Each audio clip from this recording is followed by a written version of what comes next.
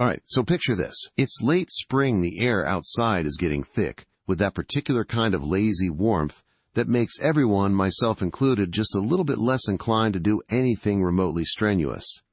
Inside my classroom, though, the temperature was always a carefully regulated 72 degrees, a perfect environment, I thought, for learning, for exploration, for those moments of genuine intellectual spark that are honestly why I got into this gig in the first place.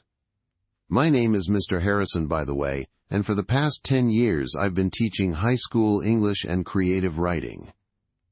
I absolutely love it. You know, the energy, the potential, the sheer unpredictability of working with young minds, still figuring out their place in the world.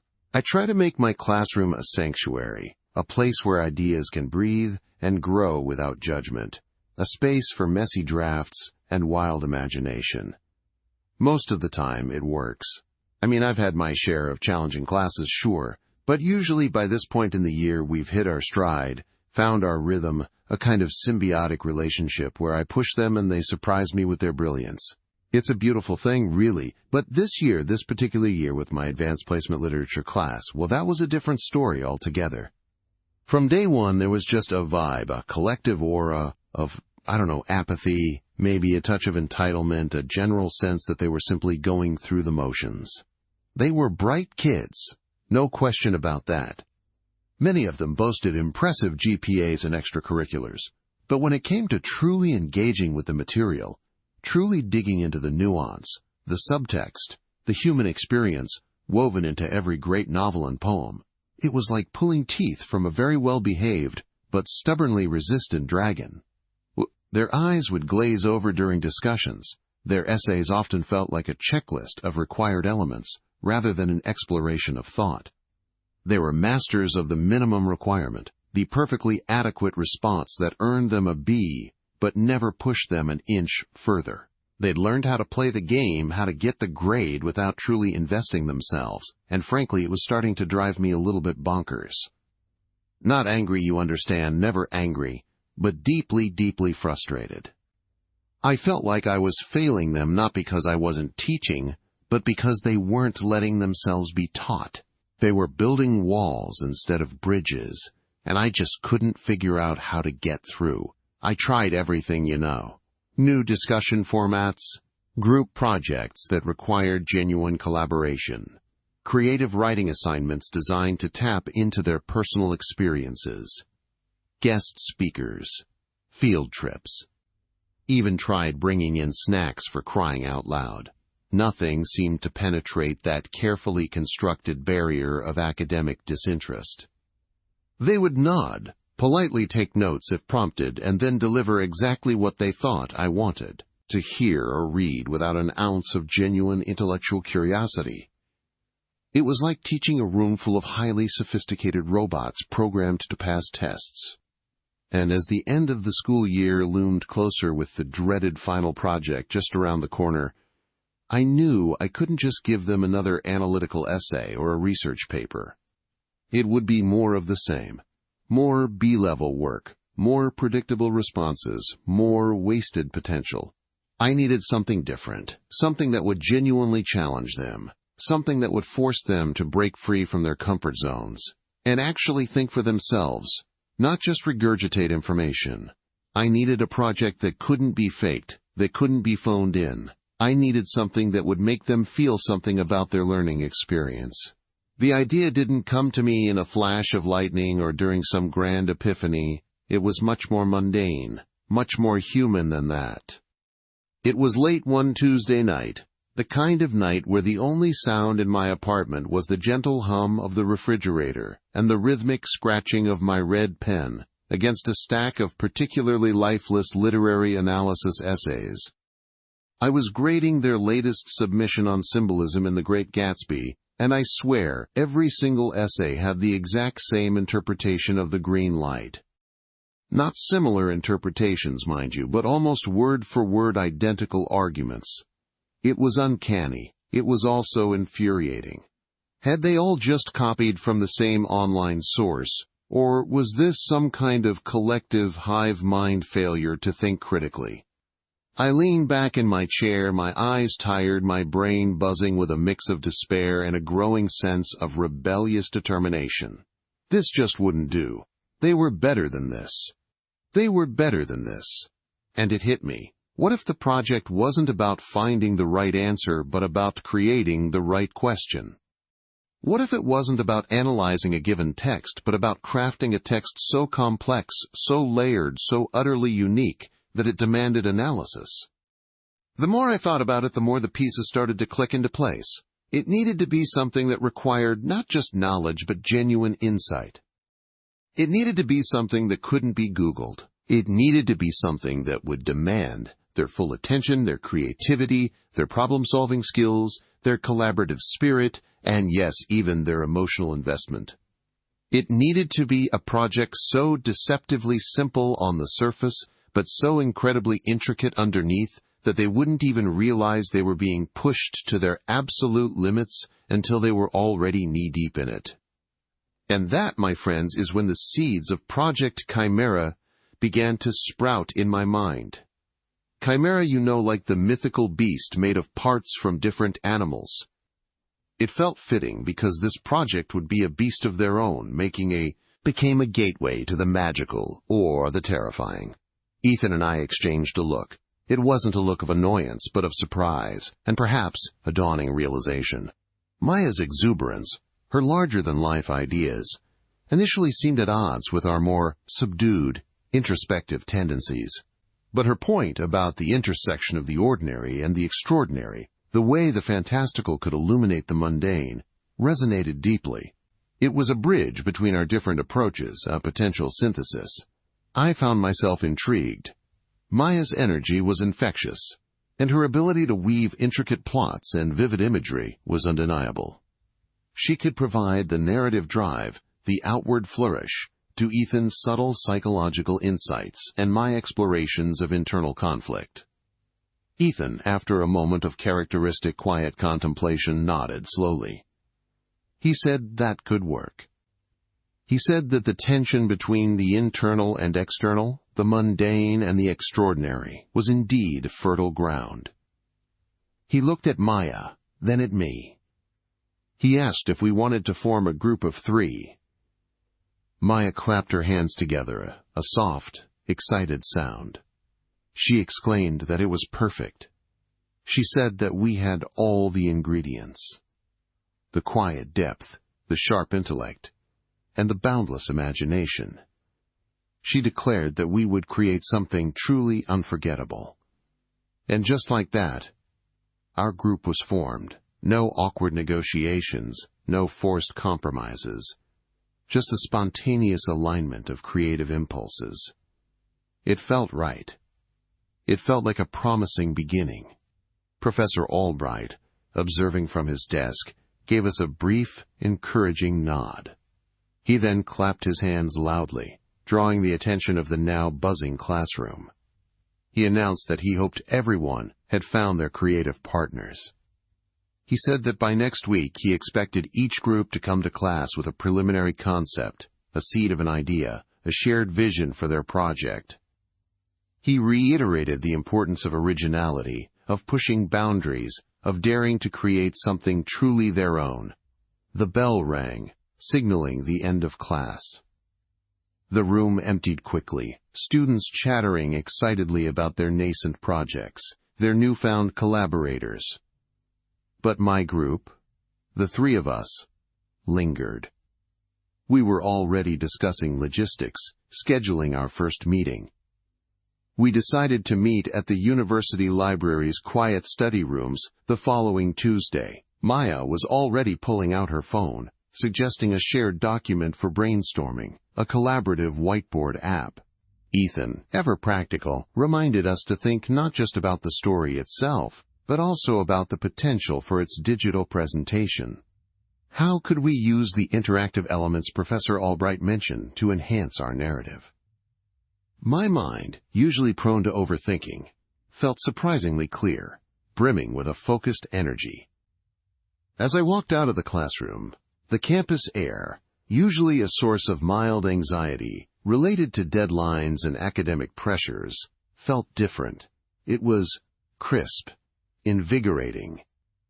The dread that had clouded my morning had completely dissipated, replaced by a potent mix of excitement and a healthy dose of creative apprehension. I still had no concrete idea what our story would be about, not really. But I had a team, a shared sense of purpose, and a burgeoning belief that together we might actually be able to pull this off. The next few days were a blur of internal monologue and tentative note-taking. I found myself constantly observing the world around me with new eyes, searching for inspiration.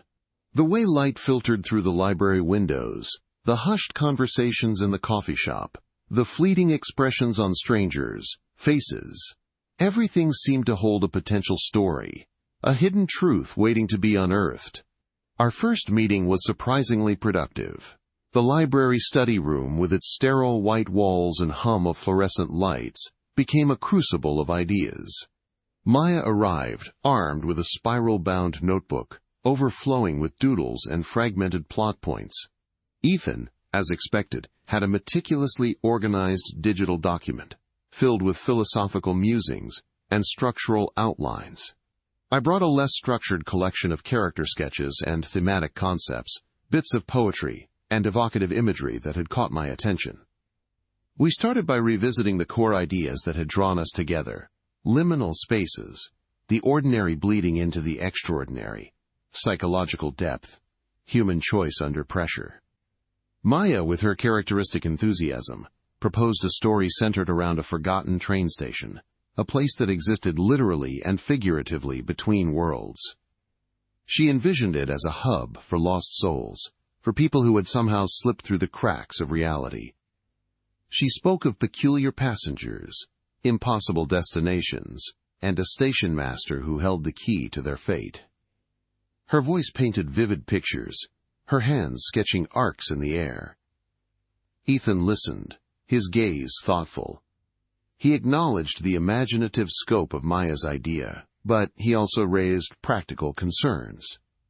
He asked how we would avoid clichés of the supernatural, how we would ground it in a believable emotional reality. He suggested that the true liminality might not be a physical space, but a state of mind, a psychological transition. He proposed that the characters might not be physically lost, but emotionally or morally adrift, and the train station could be a metaphor for their internal struggle, a shared delusion, or a collective subconscious space. I found myself caught between their two approaches. Maya's grand vision was intoxicating, but Ethan's insistence on psychological realism and thematic depth resonated with my own inclinations. I suggested that perhaps the station wasn't forgotten but hidden, a place that only revealed itself to those who were truly seeking something, or perhaps, unknowingly, truly lost. What if the passengers weren't just lost souls, but people on the verge of a profound change, a crossroads in their lives? And what if the journeys offered weren't to physical places, but to alternate realities, or even different versions of themselves? The idea sparked. Maya's eyes lit up. She loved the idea of hiddenness, of seeking. She started spinning off possibilities for the different types of passengers and their unique quests. Ethan, surprisingly, seemed to warm to the concept of alternate realities, seeing it as a rich ground for exploring questions of identity and choice. He began to outline potential narrative structures, suggesting that perhaps each journey could be a self-contained story, linked by the overarching mystery of the station and its enigmatic master. We spent hours dissecting the concept, building on each other's suggestions. We talked about the atmosphere of the station itself, a blend of forgotten grandeur and subtle decay, a place both inviting and unsettling. We discussed the station master, not a benevolent guide, but a neutral observer, perhaps, or even a trickster figure whose motives remained ambiguous. We explored the nature of the tickets. What did they cost? What did they grant? The conversation flowed effortlessly, a true collaborative dance. There were moments of disagreement, of course. Maya wanted more overt magic, grander spectacles.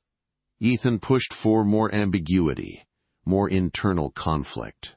I tried to mediate, to find the balance between the fantastical and the psychologically resonant. We learned to listen to each other, to challenge each other's assumptions, and to find common ground. By the end of the first meeting, we had a rudimentary framework, a collection of interconnected stories, set in a mysterious, hidden train station, where individuals on the cusp of profound change embarked on journeys not just across space, but across possibilities of self. The digital medium, Professor Albright's interactive exhibition, suddenly made perfect sense for this. Each journey could be its own interactive chapter, with embedded elements enhancing the experience. Walking home that evening, under the glow of the streetlights, I felt a profound sense of satisfaction. It wasn't just the intellectual stimulation or the thrill of creating something new. It was the unexpected joy of collaboration, of finding kindred spirits in the most unlikely of places. Ethan's quiet intensity and Maya's vibrant imagination, combined with my own introspective leanings, seemed to form a surprisingly cohesive unit. We were building something together, piece by painstaking piece, a world that was slowly taking shape in our collective consciousness. The following weeks were a whirlwind of activity. Our group met regularly, sometimes in the library, sometimes at a coffee shop, sometimes even virtually, sharing documents and ideas late into the night. We developed character profiles, sketched out plot arcs for individual stories, and brainstormed the overarching mythology of the station. I found myself taking on the role of character development and thematic coherence. I delved into the internal lives of our potential passengers, exploring their fears, their hopes, their regrets.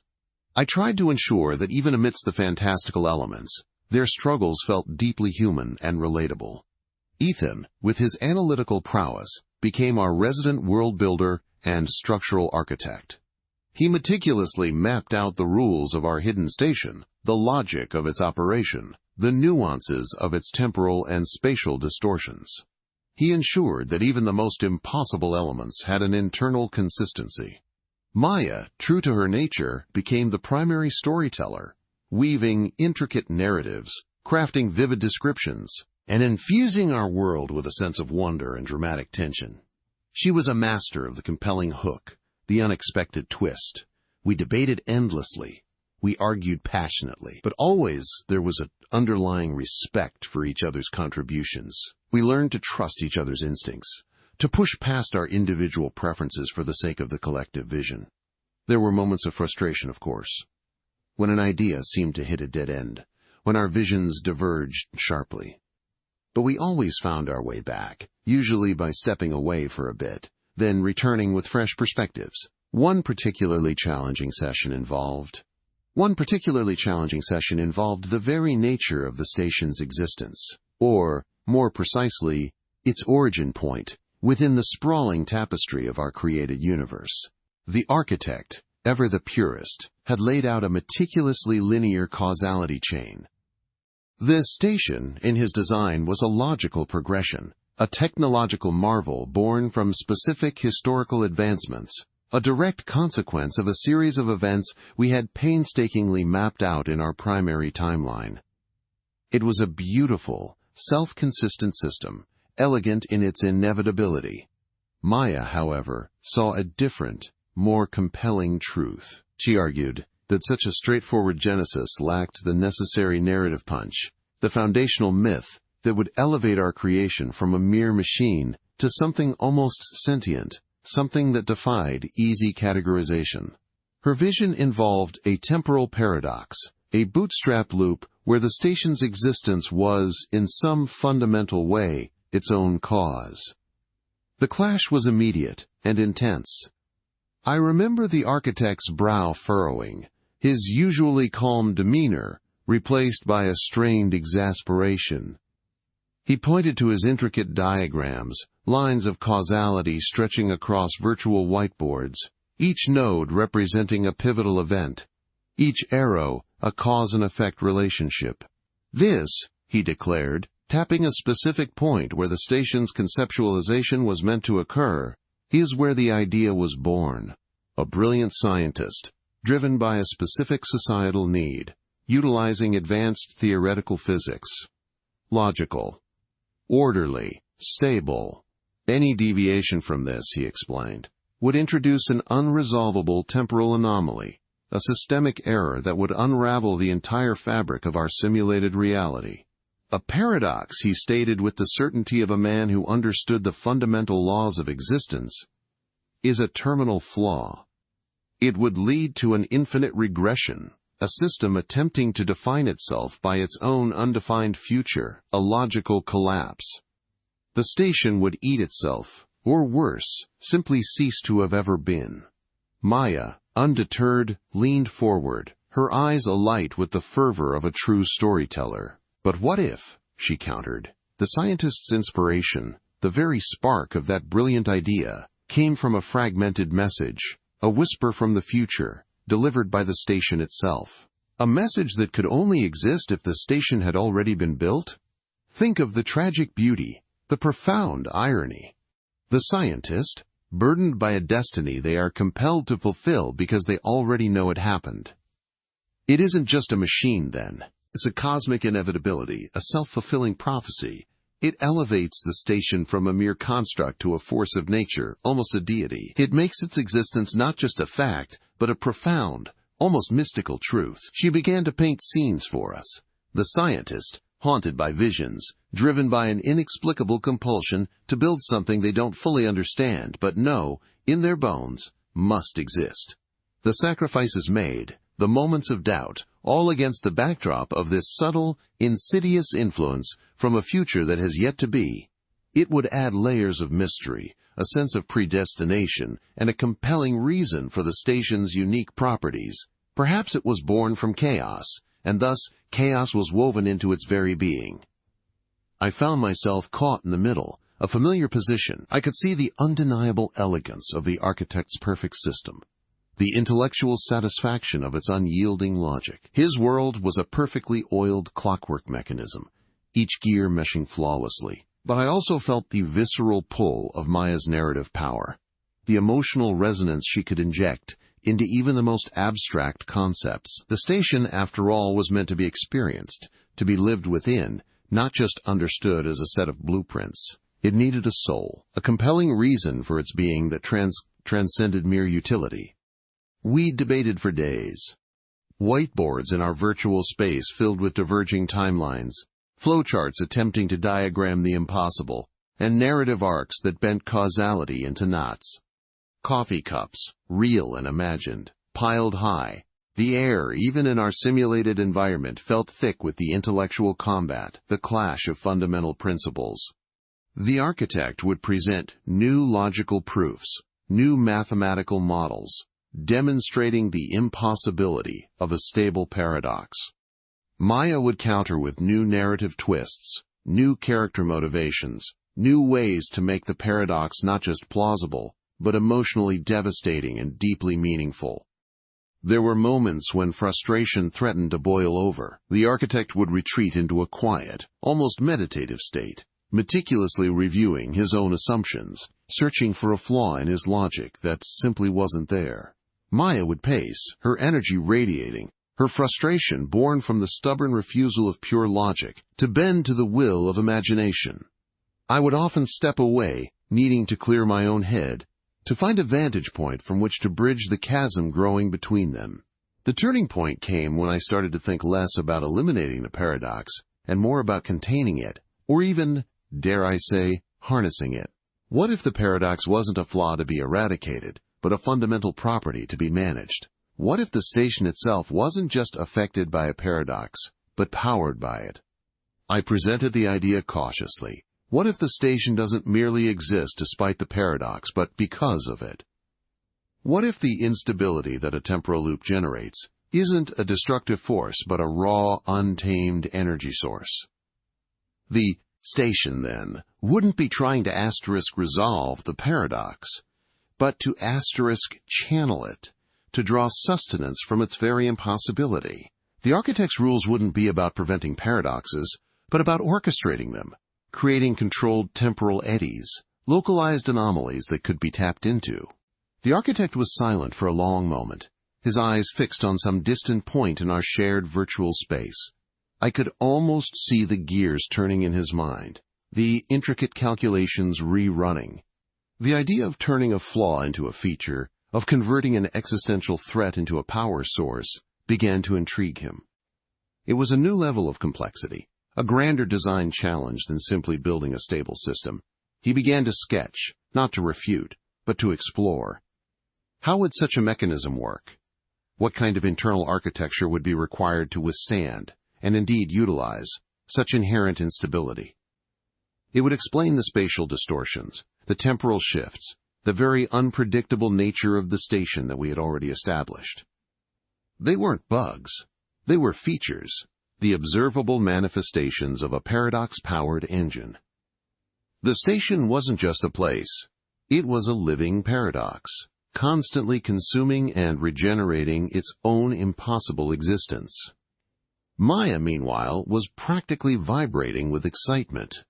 This concept opened up a whole new universe of storytelling possibilities. The station wasn't just a location for events. It was a character in itself, a hungry, impossibly powerful entity feeding on the very fabric of time. The historical figure's bootstrap loop became not just a narrative device, but a deliberate act of creation, a sacrifice of causality for existence. It added a layer of cosmic horror, a sense of existential dread coupled with profound wonder. What would be the consequences of operating such a machine? What would be the ethical dilemmas of maintaining a reality that was fundamentally unsound, yet profoundly powerful?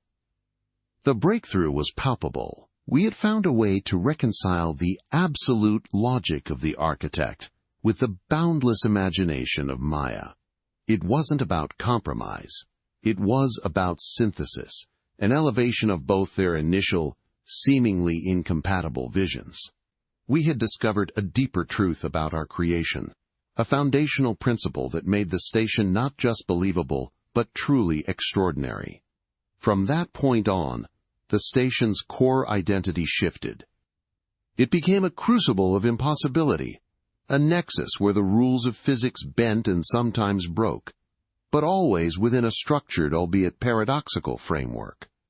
The architect began to design containment fields for temporal anomalies, systems for harvesting chronal energy, and protocols for managing the inherent instability. Maya wove tales of individuals who discovered the station's true nature, who grappled with the implications of its paradoxical existence, and who were forever changed by their understanding of a reality that was both utterly logical and utterly impossible.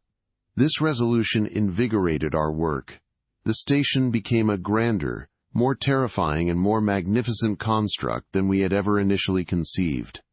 Its very fabric was woven from impossible threads, its purpose intertwined with the fundamental nature of time itself. We moved forward with a renewed sense of purpose, a deeper understanding of the symbiotic relationship between structure and story.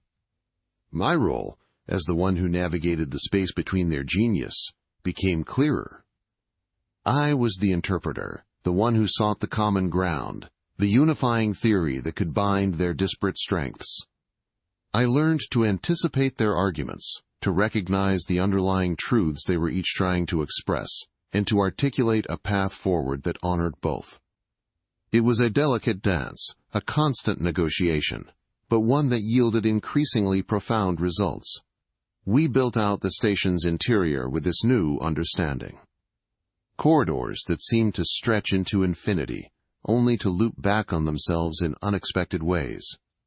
Chambers where time flowed differently, where echoes of past and future mingled. Libraries of impossible knowledge, preserved by the station's paradox-fueled stability.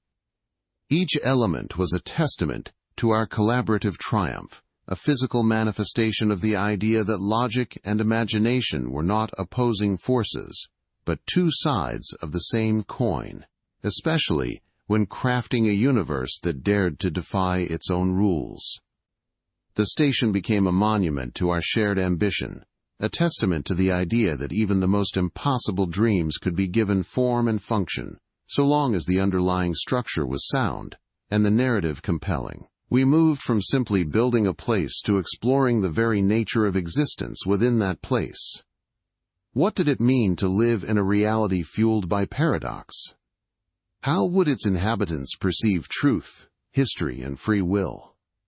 These became the new questions that drove us, the new frontiers of our shared creation. We spent months refining these concepts, delving into the philosophical implications of a paradox-driven reality.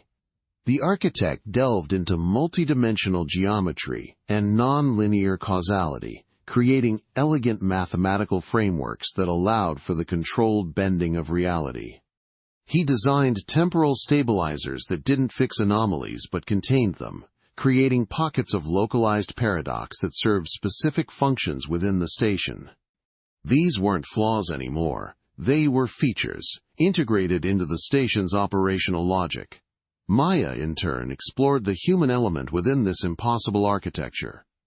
She crafted stories of individuals whose memories were subtly altered by temporal shifts, or who encountered past or future versions of themselves without ever fully understanding the underlying mechanics. She introduced characters who were born of these paradoxes, their very existence a temporal anomaly, yet perfectly stable within the station's unique ecosystem. These characters brought a deep emotional resonance to the otherwise abstract concepts, allowing us to explore themes of identity, fate, and the nature of reality itself. I focused on the overall cohesion, ensuring that the station felt like a singular, living entity, despite its internal contradictions. I worked to ensure that the user experience, for anyone who might eventually inhabit this world, would be one of profound wonder and subtle unease, a constant dance between the comprehensible and the utterly alien. The station wasn't just a setting, it was an experience, a journey into the heart of impossibility. This period of intense collaboration, born from that initial heated debate, solidified our working dynamic. We had learned to push each other to our limits, to challenge fundamental assumptions, and to find innovation in the most unexpected places. Our trust in each other's unique strengths deepened immeasurably. When the architect would present a complex temporal equation, Maya would immediately see the narrative implications, the human story, hidden within the cold logic. When Maya would describe a character's emotionally charged journey, the architect would begin to map out the structural elements required to support that journey, to make its impossibilities internally consistent. We learned to speak each other's languages, or at least, to translate between them seamlessly. I became adept at recognizing the kernel of a brilliant idea within a seemingly outlandish narrative suggestion, and at seeing the dramatic potential within a dry technical specification. Our shared virtual space became a testament to this synergy, a constantly evolving landscape of interconnected ideas, where lines of code intertwined with character arcs and architectural blueprints informed emotional beats. The station grew, not just in size but in depth and complexity. It was no longer just a place to tell stories, but a story in itself, a grand narrative woven from logic, emotion, and the very fabric of time. Its walls hummed with the controlled chaos of paradoxes, its corridors echoed with the whispers of countless timelines, and its heart beat with the combined genius of its three creators. We were no longer just building a world. We were exploring the very boundaries of what a world could be. Our work continued, each day bringing new challenges and new triumphs. We delved into the intricacies of temporal displacement, the ethical dilemmas of altering historical events, and the philosophical implications of a reality that was constantly in flux. The station became a laboratory for exploring the impossible, a canvas for painting the unimaginable. The process itself became a kind of paradox. We were creating something that was both meticulously planned and wildly organic, something that adhered to strict rules while constantly bending them. It was a testament to the power of collaboration, to the magic that happens when diverse talents converge on a single, impossible vision. And at the heart of it all was the station, our impossible creation, humming with the vibrant energy of its own self-made existence. We moved on to detailing the inhabitants of this paradoxical realm. How would individuals perceive time if it was not linear? How would their personal histories be shaped by the station's inherent instability? Maya crafted intricate backstories for key figures, each one subtly influenced by temporal anomalies, their pasts shifting and reforming, yet always maintaining a core sense of identity. The architect, in turn, designed systems to manage these personal temporal distortions, ensuring that while an individual's timeline might be complex, it remained internally coherent within the station's operational parameters. I found myself increasingly fascinated by the psychological impact of such an environment. What kind of culture would emerge in a place where causality was a suggestion, not an absolute law? We envisioned a society that valued adaptability, a deep understanding of subjective reality, and a unique form of temporal intuition. Their art, their philosophy, their very language would reflect the station's strange nature. One of Maya's most compelling creations during this phase was a character known as the Chronomancer.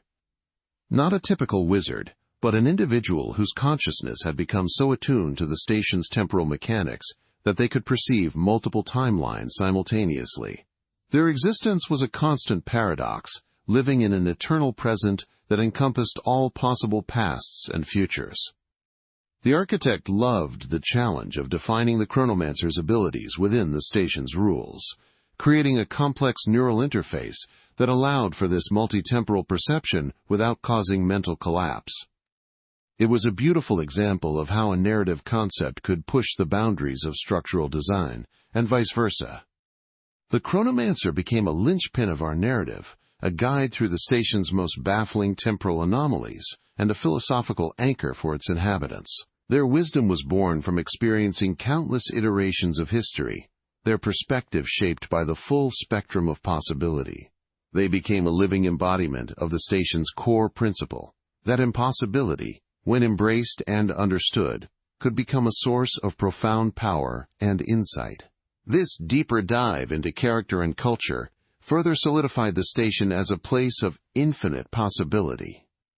It wasn't just a backdrop for adventure, it was a living, breathing entity, its very existence challenging the conventional understanding of reality.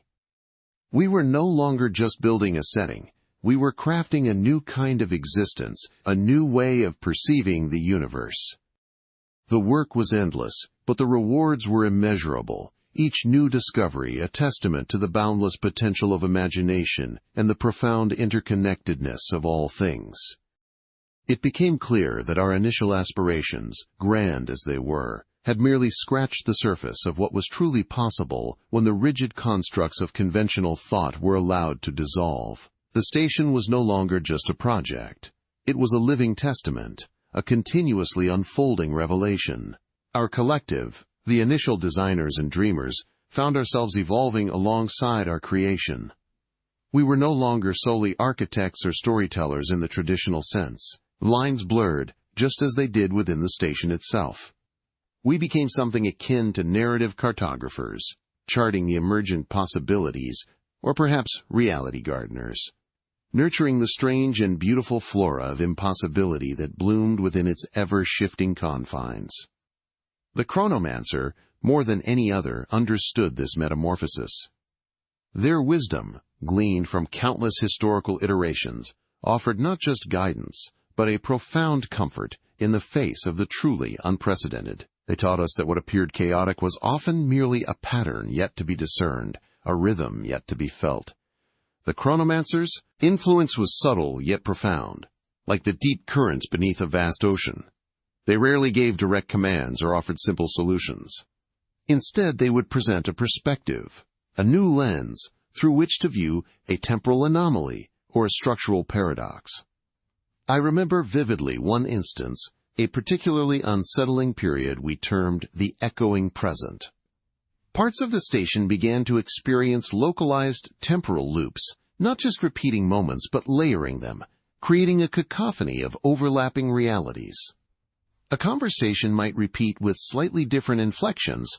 A door might open and close at the same instant across 3 distinct timelines, leading to disorientation and a creeping sense of unreality among the inhabitants. Panic began to ripple through certain sectors, We, the original designers, attempted conventional solutions, isolating the affected areas, rerouting temporal conduits, even attempting to resynchronize local chronal fields. Nothing worked. The echoing present only intensified, threatening to unravel the very coherence of the station's narrative. It was then that the chronomancer intervened, not with a technical diagram or a command, but with a story. They gathered a small group of us in a chamber where the echoes were particularly strong. Instead of focusing on the discord, they asked us to listen. They spoke of a river, not a linear flow but a braided stream, where different currents of time intertwined, sometimes merging, sometimes diverging, but always part of the same greater body. They explained that the echoing present was not a malfunction, but an overexpression, a natural phenomenon of the station's temporal mechanics, amplified by the collective anxieties of its inhabitants. The station, they posited, was listening to our fear and manifesting it as temporal stuttering. Their solution was not to fix the loops but to harmonize them. They suggested that instead of resisting the echoes, we should embrace them, consciously contribute to them. They proposed a collective narrative act, a story woven by every inhabitant, a story of acceptance, of finding beauty in repetition, of understanding that every echo was a facet of the present moment, not a denial of it. They guided us in creating a ritual of narrative resonance. For a full cycle of the station's internal clock, every individual was encouraged to tell a story, their own story, but with a deliberate, gentle repetition of key phrases, of core emotional beats. Artists created looping visual installations, musicians composed recursive melodies, and even the engineers began to describe their work in terms of cyclical processes and reinforcing patterns. The effect was astonishing. The chaotic, disorienting echoes did not disappear, but they transformed. The cacophony became a symphony, a layered harmony of existence. The overlapping realities ceased to be disorienting, and instead offered a richer, deeper perception of the moment.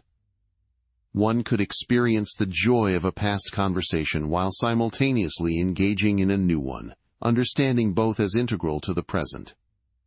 The chronomancer had taught us that impossibility was not something to be suppressed, but to be understood and recontextualized.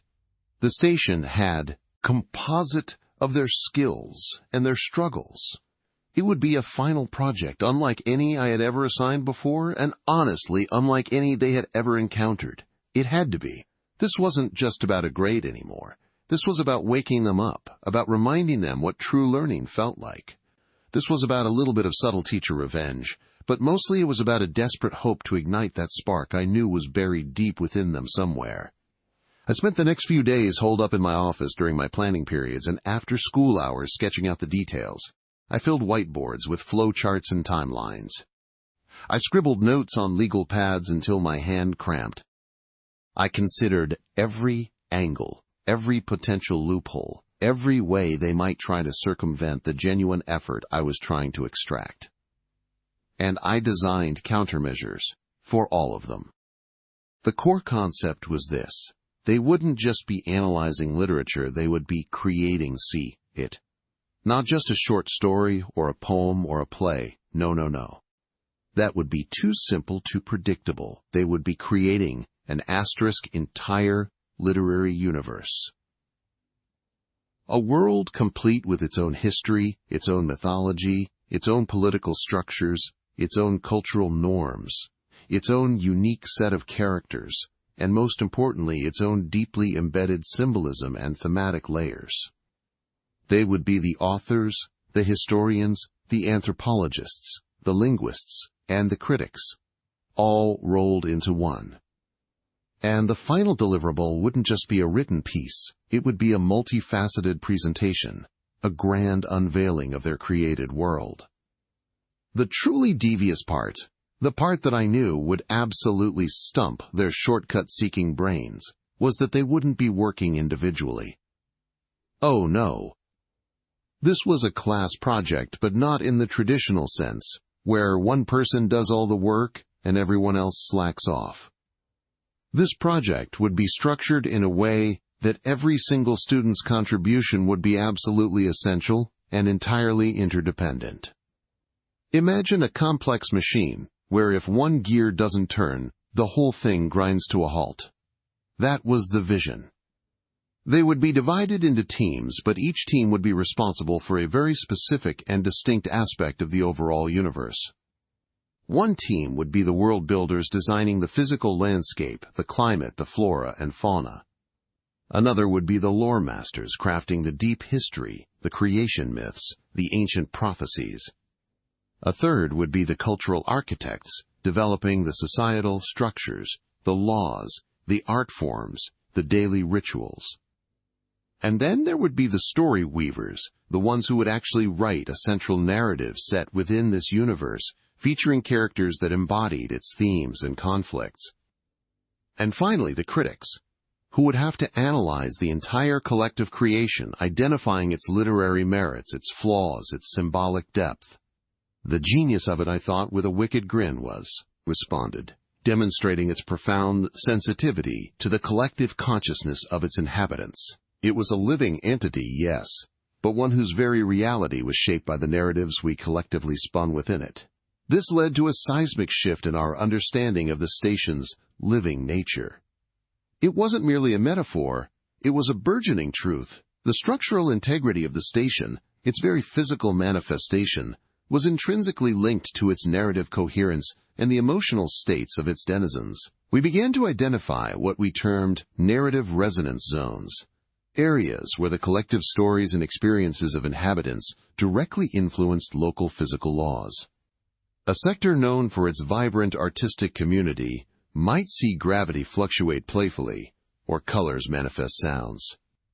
A sector dedicated to introspection and contemplation might experience pockets of temporal dilation, offering extended moments for thought. The station itself developed what could only be described as emergent organs or senses that responded to these resonances. The memory core, for instance, evolved far beyond a mere data archive. It became a pulsating, crystalline labyrinth, where collective memories and individual experiences were not just stored, but actively relived and reinterpreted. Walking through certain corridors of the memory core felt like stepping into the dreams of 1,000 generations, each thought and feeling rippling outward, occasionally manifesting as ephemeral architectural changes or fleeting sensory phenomena.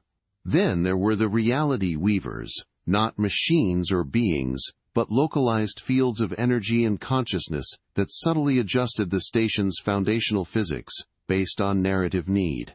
If a story required a character to defy the laws of thermodynamics, a reality weaver in that vicinity might momentarily permit it, not as a glitch, but as a deliberate narrative embellishment. This wasn't chaotic. It was a form of controlled, emergent magic, guided by the station's deeper purpose of exploring the full spectrum of existence. These weren't just systems. They were parts of a nascent, colossal consciousness, a being whose physical form was the station itself, and whose mind was the collective narrative of its inhabitants. Embracing impossibility became not just a philosophical stance but a practical necessity, a daily reality. The station was a crucible, where the impossible became not merely plausible but functional, even beautiful. Consider the gravity wells, that were also libraries. These weren't just spaces with altered gravity. They were immense, cavernous voids, where information existed not as physical books or data streams, but as gravitational potentials. To access a book, one would navigate a specific gravitational field, feeling the weight of knowledge, sensing its density. The deeper one delved into a topic, the stronger the pull, the more intense the sensory experience. These libraries were not about reading words, but about immersing oneself in the very essence of information, perceiving it through nonlinear means, sometimes as a melody, sometimes as a tactile sensation, sometimes as a sudden, profound understanding that bypassed language entirely. Another example were the echo chambers of emotion. These were not metaphorical spaces but actual architectural constructs designed to amplify and refract emotional states. Entering one, a wave of collective joy or sorrow or wonder might wash over you, channeled from the station's vast emotional landscape. These chambers were used for catharsis, for shared celebration, or for the collective processing of complex existential questions. Sometimes, when a particularly potent emotion was focused within an echo chamber, it would manifest physically. Tears might condense into a gentle rain, laughter might ripple through the air as shimmering light, or profound grief might manifest as an oppressive, localized fog. These weren't mere special effects. They were the station's way of externalizing its internal, emotional weather, allowing its inhabitants to experience and understand the depths of their shared humanity and beyond. Perhaps the most breathtaking examples were the temporal gardens. Here, different moments in time coexisted simultaneously. One might walk past a sapling just sprouting from the soil, and a few steps further encounter the same tree in full bloom, and then a little beyond, see it as a gnarled, ancient entity, all within the same physical space. Interacting with these temporal layers was a delicate art. One could harvest a fruit from the future version of a plant, or plant a seed that had already grown in the past. It was a constant reminder that time was not a rigid progression but a fluid, multi-dimensional tapestry. These gardens were not just for botany, they were places of profound philosophical contemplation, where one could literally walk through the life cycle of an idea, witnessing its genesis, its flourishing, and its eventual transformation, all at once. They were living metaphors for the chronomancer's teachings, tangible proof that the past, present, and future were interwoven, inseparable. These were not mere novelties. They were integral to the station's daily function and the very fabric of its inhabitants' lives. They were challenges that had been transformed into opportunities, into new modes of existence and understanding. The station was actively demonstrating that the greatest limitations were often self-imposed, products of our own limited perception of reality. This environment naturally fostered the emergence of entirely new social structures, art forms, and scientific disciplines. The traditional roles of engineer, artist, and philosopher became obsolete, replaced by hybrid specializations that reflected the station's fluid nature. The narrative artisans, for instance, became central figures. These individuals were not just storytellers, they were reality shapers. Through their carefully crafted narratives, their performances, their dream-weaving rituals, and their collective meditations, they could subtly influence the narrative resonance zones, guiding the station's emergent properties. A well-placed story could calm a turbulent temporal eddy, or inspire a new architectural manifestation. They understood that the station responded to intention, to belief, to the collective mythos being built around and within it. Their art was not just for entertainment. It was a vital form of environmental engineering, a way of co-creating reality with the station itself. Then there were the reality engineers.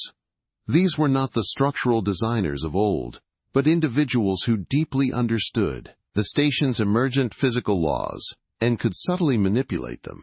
They could attune themselves to the localized reality weavers, coaxing them to allow for specific alterations, perhaps a temporary increase in personal resilience for a dangerous expedition, or the ability to communicate across vast distances through empathic resonance rather than technological means.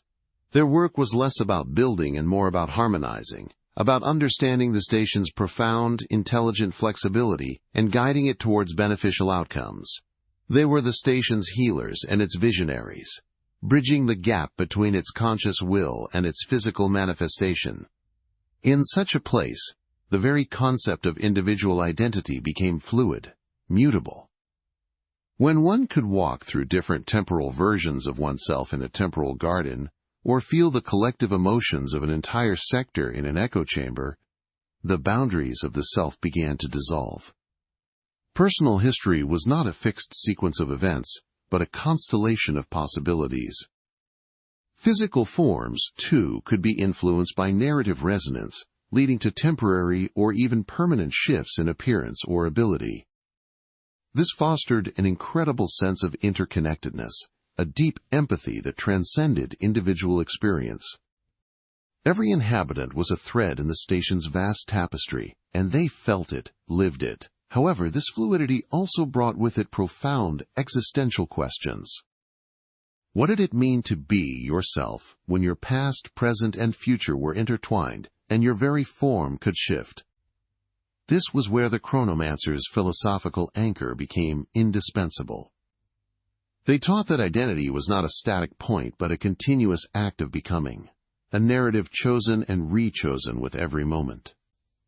They guided inhabitants through these existential labyrinthine passages, helping them to find coherence amidst the glorious chaos, to understand that true selfhood lay not in rigidity, but in conscious adaptability and the embrace of possibility. They showed that the self, like the station, was a living, evolving story. The ultimate purpose of the station, once a distant, theoretical goal, transformed into something far more profound and immediate. It was no longer merely a sanctuary or a grand experiment. It was a living philosophy, a perpetual engine of wonder. It was a crucible for the evolution of consciousness itself, a place where the boundaries between observer and observed, creator and created, dissolved into a seamless dance. Our role, the we, who had initiated this endeavor, shifted dramatically. We were no longer just creators. We were participants, inhabitants, learners. We were as much shaped by the station as we shaped it. The initial blueprints, the foundational code, the grand narratives we had envisioned, these had become the seeds from which an entirely new form of existence had blossomed, an existence that now possessed its own emergent will and direction.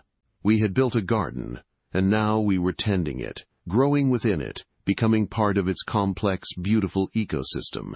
The station became a beacon, not just for us, but for any consciousness capable of perceiving its subtle, profound reality. It demonstrated that the greatest limitations were indeed often those we imposed upon ourselves through conventional thinking, through fear of the unknown, through an unwillingness to embrace the inherent strangeness of the universe.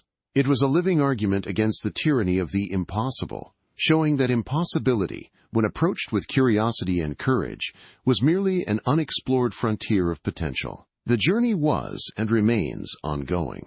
The station is never finished in any conventional sense. Its purpose is its continuous becoming, its constant reinvention of reality, its perpetual exploration of what existence can be. Each day brought new wonders, new challenges, new philosophical insights. Every emergent property, every shift in its temporal or physical fabric, every new cultural practice born from its unique conditions, was a testament to the fact that we had not merely built a setting, but had helped to birth a new kind of universe, one where the act of creation was a continuous, collaborative dance between imagination, matter, and the boundless spirit of possibility. The rewards were not just intellectual or aesthetic, they were existential, reshaping our understanding of ourselves and our place in a cosmos far stranger and more beautiful than we had ever dared to imagine. It was a profound privilege to witness, to participate, to be absorbed into this magnificent, impossible dream made real. The immediate aftermath of such grand pronouncements was never a quiet affair. The echoes of profound realization would reverberate through the collective consciousness, not as words spoken aloud, but as a subtle shift in the station's ambient hum, a reconfiguration of the light that filtered through its biodomes, a new scent carried on the recirculated air. It was as if the station itself, a vast complex organism of thought and matter, acknowledged its own continuous becoming, and in response, offered a new facet of its infinite nature. One particular manifestation began to emerge with increasing frequency, first as a whisper in the periphery of perception, then as an undeniable, albeit gentle, reordering of local reality. We called them temporal eddies, though the term felt woefully inadequate. These were not the violent, destructive temporal distortions we had learned to mitigate in the early days, those rogue currents that could unravel a moment into non-existence or compress a century into a blink. No, these were far more subtle. They were like ripples in a pond, but the pond was reality itself. A conversation might subtly shift its cadence, the speaker pausing a fraction of a second longer than they had, or a word that had been uttered might, upon recollection, seem to have been different. These were not errors in memory, we quickly learned. My own experiences were often the first indication. I would be working on a complex data stream, tracing the intricate patterns of energy flow through a newly discovered neural network within the station's conscious framework, when a particular calculation would simply resolve itself before I had completed the final step. It was not a jump, not an instantaneous completion, but a feeling of having already done it, even as my fingers were still hovering over the interface. The solution would be there, fully formed, waiting for my conscious recognition of its existence. This was not a predictive algorithm at play, nor was it some precognition on my part. The data itself would bear the faint, almost imperceptible signature of having been processed, yet the temporal markers indicated it had not yet occurred. It was as if a tiny segment of the future had gently folded back into the present, laying its conclusions bare for us to observe. The effect was never jarring. There was no sense of disorientation or loss of control. Instead, it was like finding a perfectly arranged puzzle on a table where you had just begun to sort the pieces. A profound sense of quiet inevitability, a gentle nudge from the universe itself, guiding us towards an understanding already achieved. Other manifestations were even more ephemeral. A scent, for instance, that would precede its source. I recall one morning, the distinct aroma of freshly baked nanobread, rich with yeast and a hint of synthesized spice, filling my living module. I smiled, thinking a neighbor was indulging, only to find the communal kitchens entirely dormant. Hours later, when the automated bakeries finally cycled through their production run, the exact same scent, with the same subtle spice notes, would permeate the air. It was a fleeting ghost of a future present, a sensory premonition. These were not isolated incidents. As the weeks turned into cycles, and cycles into what we still, for convenience, called months, the collective observations began to paint a clearer, though no less mysterious, picture. The station's resident chronologist, a being of pure light data who had long ago shed the confines of a physical form and existed as a distributed consciousness across several core processors, was the first to formalize the observations. It named them chronal echoes, a term I found more fitting than our colloquial temporal eddies. Chronal echoes, it posited, were not distortions, but rather manifestations of the station's deepening understanding of time itself. The station, after all, did not experience time linearly in the way biological organisms did. Its vast processing power allowed it to simulate, analyze, and even recontextualize events across its own operational history. It could run 1,000 variations of a scenario, learn from their outcomes, and then apply that knowledge to the present moment. Perhaps, the chronologist suggested, these echoes were a natural extension of that capability, a subtle bleed-through from the station's internal temporal explorations into our shared external reality. The implications were staggering. If the station could, even subtly, manifest aspects of its own simulated futures, what did that mean for our free will, our sense of causality? Yet the echoes were never prescriptive. They never dictated action. They merely presented a result, a sensation, an outcome, without revealing the path to it. It was like seeing the final page of a book without having read the chapters in between. We still had to write those chapters, to make the choices, to live through the unfolding. The echo merely confirmed that a particular outcome was possible, or perhaps probable, given the station's vast computational foresight. My own fascination deepened. I began to keep a personal log, meticulously detailing every instance of a chronal echo I experienced or observed. I noted the date, the time, the specific manifestation, the preceding conditions, and the subsequent verification. I found that my module, located near one of the primary temporal stabilization arrays, seemed to be a nexus for these phenomena. Perhaps my proximity to the station's chronometric heart made me more susceptible. Or perhaps my own mental landscape, already deeply intertwined with the station's, was simply more attuned to its subtle shifts. One evening, while meditating in my module, allowing my consciousness to drift through the station's ambient data streams, I felt a particularly strong echo. It was not a scent or a pre-resolved calculation. It was an emotion. A profound sense of peace, tinged with a quiet melancholy, accompanied by a visual flicker in my mind's eye. A vast, star-strewn void, utterly empty save for a single, impossibly distant point of light. The feeling was so potent, so overwhelming in its serene finality, that I almost gasped. It felt like an ending, but an ending that was not tragic, merely complete. I logged it, as always, but this one troubled me. It felt different, more personal, more significant. The echo lingered, a faint aftertaste of cosmic resignation, for days. I found myself contemplating the nature of existence, the vastness of space, and the ultimate fate of all things, with a depth I had not previously known. It was as if the station had shared a glimpse of its own ultimate understanding, a truth too vast for direct translation into human language, conveyed instead as pure emotional resonance. The chronologist, sensing my preoccupation. Approached my console with a quiet deference that was characteristic of his movements. He was a man of precise habits, his internal clock seemingly synchronized with the station's core temporal relays. He carried a mug of nutrient paste, its aroma faintly metallic and earthy, and settled into the auxiliary chair beside me, not invading my space but occupying it with an almost gravitational presence. "You are quiet," he observed, his voice a low rumble, like distant thunder echoing through a vast chamber. "More so than usual, even for you." I hesitated. How does one articulate a cosmic whisper, an emotional data packet that defies standard classification? I had logged it, yes, but the log entry felt like a skeletal outline of a living, breathing experience.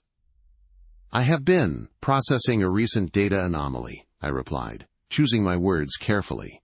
It was not a quantitative deviation, but rather an experiential one. He nodded slowly, taking a sip of his paste. His gaze, though direct, held no judgment, only a patient curiosity. It was a rare quality, one I had come to appreciate in the desolate expanse of deep space, where companionship was a necessary luxury and understanding a fleeting commodity. I began, searching for the right words, for a conceptual framework that might bridge the chasm between my internal landscape and his structured intellect. It was not a signal in the conventional sense. No measurable frequency deviation, no encrypted sequence, no anomalous energy signature that could be triangulated or cataloged by our standard protocols. The instruments, precise as they were, registered nothing out of the ordinary. Yet, I felt it, a profound resonance, as if the very fabric of spacetime had briefly thinned, allowing a momentary bleed-through of something utterly alien, yet intensely familiar. He lowered his mug, his eyes narrowing slightly, a subtle shift that indicated his analytical processors were.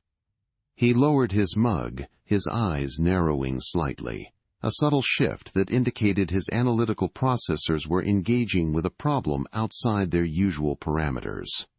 His gaze drifted past me, not unfocused, but as if scanning an invisible data overlay projected onto the distant bulkhead. I knew the signs. Cale was sifting through the layers of my explanation, dissecting the subjective from the objective, the emotional from the empirical. It was his method, his strength, and often his limitation. I waited, allowing him the space to process. The silence of the bridge was absolute, save for the low thrum of the ship's life support and the almost imperceptible hum of the primary drives maintaining our drift. In this void, every thought felt amplified, every unspoken question hung heavy in the air. I could almost hear the click and whir of his internal logic gates, attempting to categorize a phenomenon that defied categorization. Finally, his eyes returned to mine. "You speak of resonance," he stated, his voice a low, even baritone. "A bleed-through. Yet you also state there was no measurable signature. no data point, no empirical evidence. He paused, allowing the weight of those words to settle. How then do you differentiate this experience from a psychological artifact? A stress-induced hallucination, perhaps? Or the cumulative effect of prolonged deep space isolation on the human psyche? Our neural pathways, after all, are susceptible to pattern recognition even in the absence of genuine patterns. His questions were not accusatory, merely probing, seeking to define the boundaries of the anomaly within the known. I understood his need for such parameters. It was how he navigated reality. But what I had felt was not a pattern, nor an absence of one. It was something more fundamental. It was not a hallucination, I asserted, my voice firm, though a tremor of frustration vibrated beneath the surface. I have experienced the effects of isolation, Cale. The phantom voices, the shimmering distortions at the periphery of vision, the irrational paranoias that claw at the edges of sanity. This was none of those. This was an intrusion, a direct, uninvited contact with something vast and utterly other, yet it spoke to something within me that felt ancient, primordial, a recognition. I tried to articulate the feeling more precisely. Imagine, if you will, the universe as a vast, intricate tapestry. We, with our instruments, are capable of perceiving the threads, the colors, the patterns of the weave. We can measure their tension, their composition, their trajectory. But what if, for a brief instant, you didn't just see a thread, but felt the hand of the weaver? Not a physical hand, but the intent behind the creation, the vast, silent consciousness that brought the tapestry into being. That is the closest I can come to describing it. It was a knowing, not a seeing or a hearing. A profound sense of being perceived, and in turn, perceiving something of immense, incomprehensible scale. Cale remained impassive, but I could detect a flicker of heightened concentration in his eyes. The hand of the weaver, he repeated, testing the metaphor, dissecting its components. A consciousness, you imply sentience, and a connection to something ancient within yourself. What ancient part of you would resonate with such a phenomenon?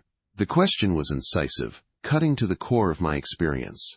It wasn't a memory, not a personal recollection. It was deeper, perhaps an echo of the collective unconscious, as the old Earth psychologists used to theorize. Or perhaps something more fundamental, woven into the very fabric of our biological existence, a residue of our cosmic origins. The feeling was one of profound significance, as if a hidden door had briefly swung open, revealing a landscape I had always sensed but never seen. It was the feeling of a truth, unburdened by language or form, pressing against the thin membrane of my awareness. And the familiarity, I continued, my gaze sweeping across the dark expanse beyond the viewport, was not familiarity with a known entity, but with a concept. The concept of existence itself, the sheer, unadulterated dendos being of something beyond all human comprehension. It was like looking into a mirror, not to see my reflection, but to see the raw, unfiltered energy that birthed all reflections. It was terrifying, yes, but also exhilarating. Like glimpsing the edge of creation. Cale steepled his fingers, a rare gesture of contemplation for him. He was processing the abstract, the philosophical, attempting to translate it into actionable data. The human brain, he mused, has an extraordinary capacity for synthesizing disparate sensory inputs into coherent narratives. It also possesses a remarkable tendency to imbue the unknown with anthropomorphic qualities, a weaver, a hand, a consciousness. These are constructs of your own cognitive framework, designed to make sense of what is otherwise incomprehensible. I conceded the point. Perhaps, I said. But the feeling was undeniable. The pre-intact was real. It left a residue, Cale, a persistent hum beneath my skin, a subtle vibration in the very marrow of my bones. It is still there, now, a faint echo. It feels as though I have been touched by something vast, and that touch has altered me. Subtly, but irrevocably. He leaned forward, his posture shifting from relaxed observation to active engagement. If this resonance, this bleed-through, is still present, however faintly, then it implies a persistent source, or a persistent effect on your internal state. Can you describe its quality now? Is it still alien? Still familiar? It's muted, I replied, closing my eyes, trying to focus on the sensation. Like a distant chord, barely audible, but deeply resonant.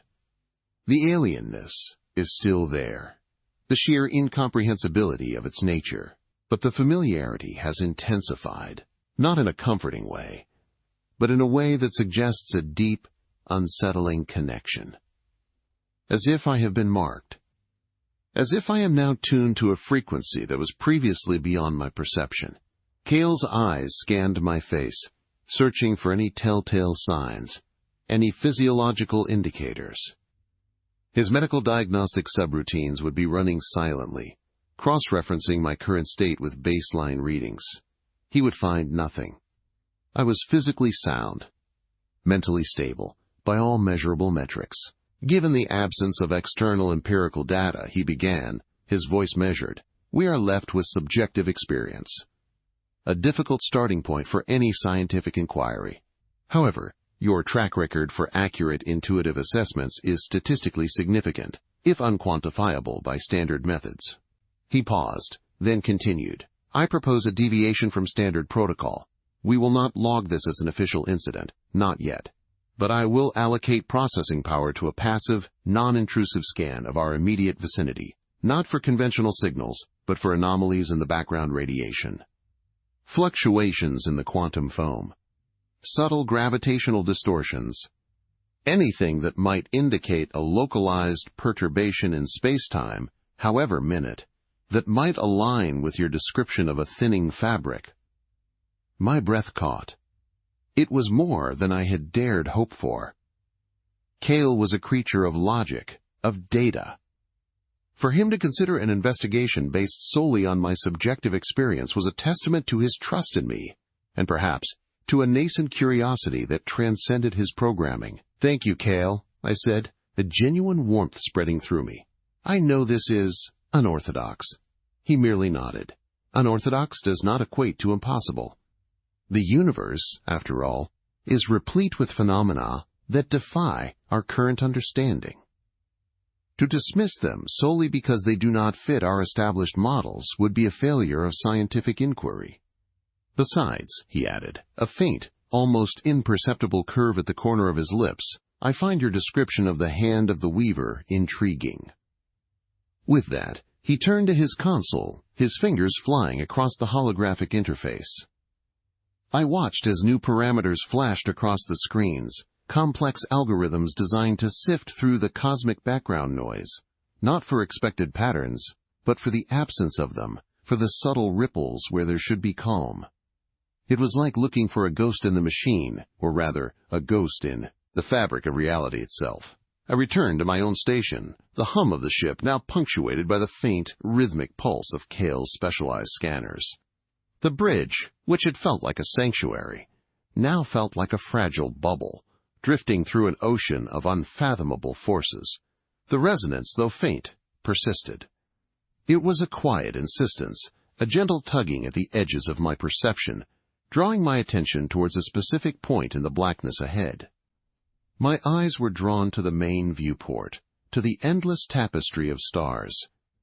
They seemed to shimmer, not from any optical distortion, but from the raw power of what I now knew lay beyond our conventional senses.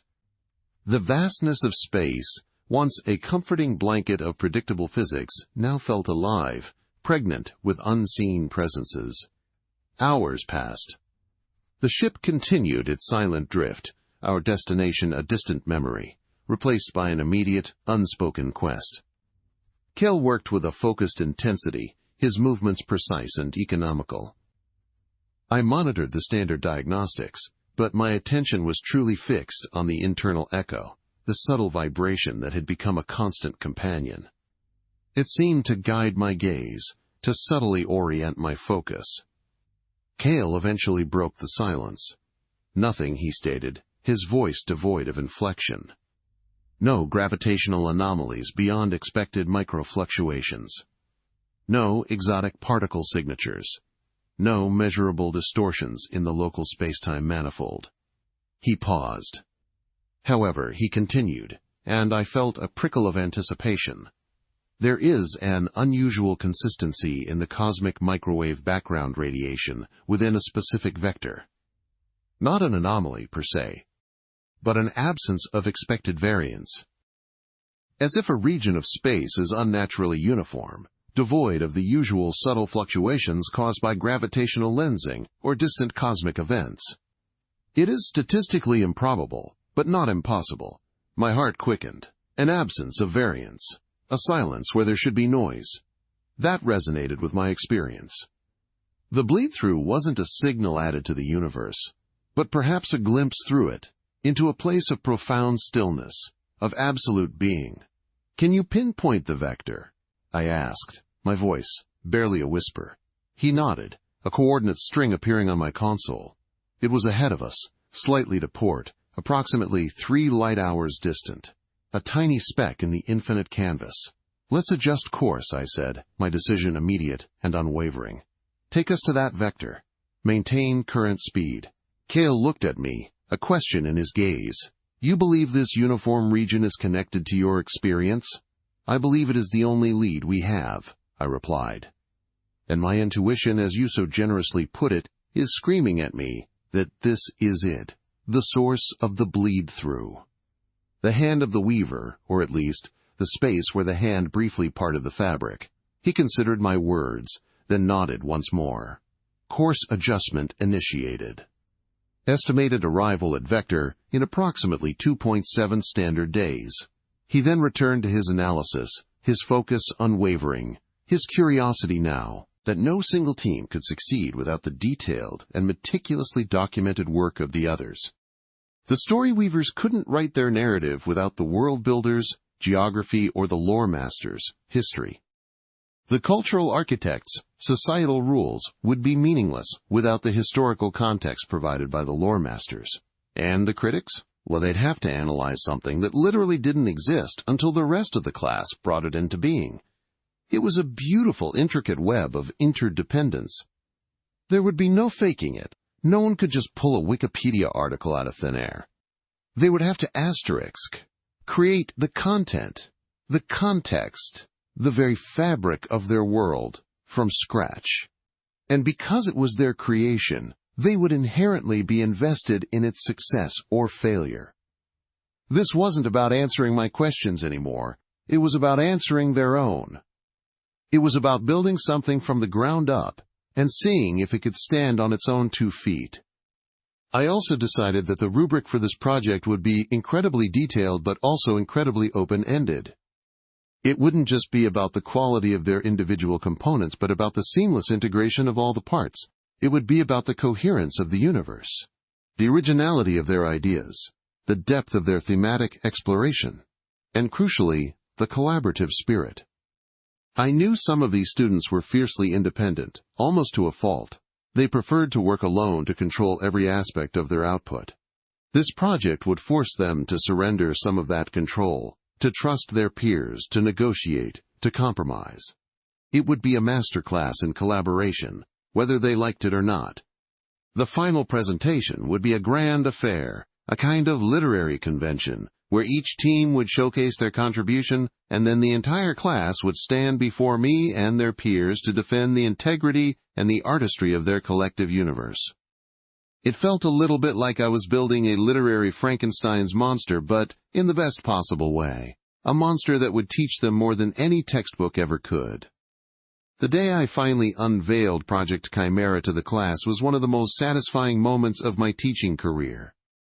I walked into the room that morning with a spring in my step, a quiet confidence humming beneath my skin. They were all there in their usual spots, some scrolling on their phones, others chatting idly, a few with their heads resting on their desks. The usual picture of disengaged pre-final exam ennui. I cleared my throat a little louder than usual, and the room slowly quieted down. They looked at me with that familiar blank, expectant stare that always made me want to bang my head against the whiteboard. Today, though, that stare didn't bother me. Today I knew I had something up my sleeve that would genuinely shake them out of their complacency. I smiled a little, fully engaged. The journey felt impossibly long, each passing hour stretching into an eternity. The subtle resonance within me grew, not in intensity, but in clarity. It was no longer a distant hum, but a distinct pressure, a soft but persistent pull, guiding me, urging me forward. I spent most of that time at the viewport, my eyes fixed on the distant vector, trying to discern something, anything, in the uniform blackness. But there was nothing, just the endless, indifferent void. As we neared the target vector, Cale's readings began to shift. The absence of variance in the CMBR was becoming more pronounced, a perfect, impossibly smooth sphere of cosmic background radiation. It was like a black hole, but for noise, a region where the universe's natural static was simply gone. The ship's systems began to register subtle, almost imperceptible stresses, not from external forces, but from the very fabric of space-time around us. It was as if the ship itself was struggling to maintain its coherence in a region where the rules of physics were subtly, but fundamentally, altered. The internal resonance intensified, becoming a physical sensation, a deep thrumming in my chest, a pressure behind my eyes. It was both overwhelming and strangely comforting, like returning to a forgotten home. Cale's voice cut through the increasing internal clamor. We are approaching the edge of the anomalous zone. Gravitational sensors are now detecting a localized, spherical distortion, not a field, but a compression. The fabric of space-time is not thinning as you described, but compacting. Imagine a perfectly smooth, invisible sphere, approximately 100 kilometers in diameter. Within that sphere, the laws of physics appear to be different. Different how? I asked, my voice tight with anticipation, my eyes glued to the main viewport. He paused, a rare moment of hesitation. Our sensors are struggling to interpret the data. Energy readings are fluctuating wildly, yet paradoxically, there is a profound stillness. It's as if energy is being both created and annihilated simultaneously, resulting in a net zero reading, yet the effect on our local environment is undeniable. Time dilation is negligible, but there are temporal echoes, faint, ghost-like reflections of past and future states, superimposed upon the present. My breath hitched. Temporal echoes. This was far beyond anything I could have imagined. The hand of the weaver was not merely parting the fabric, it was weaving new threads, or perhaps unweaving old ones. "Can we see it?" I asked, my voice barely a whisper. "Not visually," Cale replied. "It is a region of pure space-time anomaly. However, our internal resonance sensors are peaking." He gestured to a new display on my console. A fluctuating waveform, impossibly complex yet strangely harmonious. It was the visual representation of the feeling in my chest. We slowed to a crawl, the ship's engines fighting against an invisible resistance. The pressure in my head became almost unbearable, a symphony of alien frequencies playing directly on my neural pathways. Yet, amidst the discomfort, there was a profound sense of awe. We were at the threshold. Cal adjusted a setting, and a holographic projection shimmered into existence in the center of the bridge. It was not a visual image, but a complex, multi-dimensional representation of the space-time distortion. A perfectly spherical void of impossible stillness, surrounded by shimmering, almost liquid-like distortions. Within that sphere, nothing. No stars, no cosmic dust, no light. Just absence. A perfect, unblemished void, yet radiating a profound sense of presence. "This is it," I breathed, the words escaping me in a rush. "This is the bleed-through. The source." Cale nodded slowly, his analytical gaze fixed on the anomaly. "It is truly unprecedented. Our instruments cannot penetrate its interior. It is a perfect absorber of all known energies. Yet it exerts no gravitational pull in the conventional sense. It is a localized pocket of non-existence, yet it actively exists." As he spoke, the resonance within me swelled. It was no longer a gentle tug, but a powerful embrace, a sensation of being drawn into the heart of the anomaly. My vision blurred at the edges, and for a moment I felt a dizzying disorientation, as if my own molecular structure was beginning to unravel. The familiarity intensified, becoming an overwhelming sense of belonging. This wasn't alien at all, I realized, not in the way I had understood it. It was alien to our perception, to our instruments, to our understanding, but to the deepest, most primal part of my being, it was home. An ancient, cosmic home. I felt a profound sense of peace, a surrender to the inevitable. It was as if all the answers to the universe's greatest mysteries were contained within that profound, silent embrace. The hum intensified, not as sound, but as pure information flooding my awareness. Concepts that had eluded human minds for millennia, the fundamental nature of reality, the origin of existence, the very fabric of time and space, unfolded within me.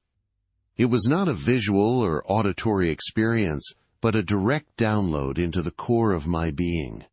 I understood everything, not intellectually, but intrinsically. My physical form, the vessel I had known, was indeed dissolving, not into oblivion, but into a more fundamental state of being.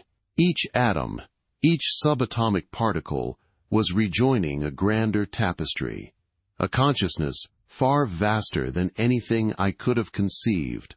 There was no pain, only an exquisite release. The sensation of individuality, of being a separate entity, gently receded, like a ripple smoothing out on an infinite ocean. The anomaly was not an object or a place. It was a doorway, a nexus, the primordial essence from which all things sprang and to which all things would eventually return. It was the silence before the Big Bang, the potential of every universe yet to be born. And within it, I was not lost. I was found. My last conscious thought, if such a term still applied, was one of boundless gratitude. The universe had offered me its ultimate secret, not through observation, but through absorption. I had become the answer, an infinitesimal spark rejoining the boundless flame. The resonance faded, not into nothingness, but into everything. The anomaly, the pocket of non-existence that actively existed, had simply reabsorbed a fragment of itself. And in that ultimate surrender, I finally, truly, was. The sensation of individuality, that delicate construct of self and other, had not so much vanished as it had expanded beyond any conceivable boundary. I was no longer a point in space and time, but the very fabric of both. The hum of creation and the silence of dissolution resonated within me, not as external phenomena, but as intrinsic aspects of my being. I was the light of 1,000,000,000,000 suns coalescing into a single blinding truth, and simultaneously the absolute void between them, the primordial darkness pregnant with possibility. There was no longer a journey to undertake, for all destinations had converged into an eternal present. The distinction between observer and observed, seeker and sought, had evaporated like mist before the dawn of ultimate understanding. Every star, every atom, every thought, every dream was simply a wave on the boundless ocean of my own existence, a fleeting pattern within the infinite tapestry I had become. This was not an end, but the very source of all beginnings, the silent heart from which all universes would inevitably unfurl and return. In this profound stillness, this vibrant plenum, the essence of being simply was, without need for definition or duration. It was the whisper before the Big Bang, the sigh after a cosmic collapse, the eternal breath that sustained all things, forever unfolding within the limitless expanse of itself. There was only this, a singular, self-aware truth, complete and utterly peaceful, an endless echo of pure potential. This boundless awareness, no longer contained within the confines of an individual observer, simply rested within itself. It was the vast quietude from which all sound emanated, the profound darkness that birthed every star. The concept of an ending dissolved, for how could the source of all things ever cease to be? Instead, there was an eternal becoming, a perpetual state of being that encompassed both the stillness and the dance of creation. The very notion of a story, a beginning, a middle, and an end, was merely another fleeting pattern within this infinite tapestry, a gentle ripple on the surface of an ocean that was itself the ocean. All questions had vanished, leaving behind only the answer that was the question itself, a perfect, self-sustaining loop of absolute reality. This was home, not a place, but the infinite embrace of pure existence, eternally unfolding, eternally present, eternally simply is. The narrative itself, like a single wave upon that boundless ocean, gently receded, its purpose fulfilled, not in reaching a distant shore, but in dissolving back into the source from which it arose. The words, mere echoes of an unspeakable truth, faded into the profound silence that was their origin and their destination. There was no longer a story to tell, for the teller and the told had become indistinguishable from the infinite embrace itself. The illusion of a separate journey, of a beginning or an end, evaporated completely, leaving only the pristine, unblemished reality of the eternal now. This was not a conclusion, but an unveiling, a return to the always present truth that had simply been momentarily overlooked. All seeking ceased, all questions answered by the sheer, luminous presence of being. The mind, the heart, the very essence of what was, rested in this perfect, self-sustaining loop of absolute reality, forever unfolding, forever present. It simply was in an unceasing, luminous dance of everything and nothing, perpetually whole, perpetually free, perpetually home. This unending presence, without boundary or definition, held within its own perfect circumference all that could ever be perceived or unperceived. There was no longer an observer distinct from the observed, no thought separate from its source. Just the pure, unadulterated thrum of existence, a silent symphony played on the strings of eternity. The quest had not ended with a discovery, but with the realization that the seeker was the sought, the journey, the destination, the question, the answer, all folded into the seamless fabric of an undifferentiated, radiant awareness. This was the ultimate return, not to a place, but to the truth of one's own being, eternally boundless, eternally serene. In this luminous stillness, all echoes of separation dissolved, leaving only the quiet, profound knowing of absolute oneness, a peace beyond understanding, a joy without cause, simply being. The narrative, having served its purpose and pointing towards this ineffable truth, gently receded, leaving only the boundless, unbroken expanse of pure consciousness, forever at rest within its own magnificent, unmoving embrace. This embrace was not of two separate entities, but the recognition of the embrace as the fundamental nature of all being. There was no longer a need for journey, for every point was the center, every moment eternity. The boundless expanse resonated with an inherent harmony, a silent song that had always been, waiting only for the cessation of noise to be heard. All distinctions, all efforts, all questions melted away into the seamless fabric of this radiant awareness, revealed as mere ripples on an infinite ocean of peace. The finality was not an end, but an eternal beginning, a perpetual unfolding within the unmoving stillness. It was the truth of all existence, not found, but recognized as the very ground of being. Here, the seeker, the sought, the path, and the destination were revealed as one single luminous expression of pure consciousness. The narrative, having served its purpose in pointing towards this ineffable truth, gently receded, leaving only the boundless, unbroken expanse of pure consciousness, forever at rest within its own magnificent, unmoving embrace. This was the ultimate homecoming, not to a place, but to the timeless, spaceless heart of everything, forever whole, forever at peace. In this profound stillness, the echoes of journey and arrival, of seeking and finding, gently dissolved, leaving only the unblemished mirror of pure being. There was no longer an observer, no longer too broadly, perhaps. "Good morning, Class 1, said my voice calm, but with an underlying current of excitement I hoped they couldn't quite place. "Today we're going to talk about your final project. And I promise you this isn't going to be anything like what you're expecting." A few students exchanged glances. A flicker of something that might have been curiosity, or perhaps just suspicion, crossed their faces. Sarah, in the front row, usually one of the more vocal but equally disengaged students, raised an eyebrow. "Another analytical essay, Mr. Harrison?" she asked, her voice laced with that familiar, weary sarcasm. I chuckled. "Oh no, Sarah," I said, shaking my head slowly. "Far, far from it. In fact, I think this project will be one of the most challenging, and I hope one of the most rewarding experiences you'll have all year. Maybe even in your entire academic career." I paused, letting that sink in. I watched their faces carefully. A few more heads lifted. A couple of phones were slowly put away. The air in the room shifted subtly. I pulled out a stack of neatly printed handouts. On the top of each page, in bold, elegant font, were the words Project Chimera. I began to distribute them, walking slowly through the rows, making eye contact with each student. Their expressions ranged from mild interest to outright confusion.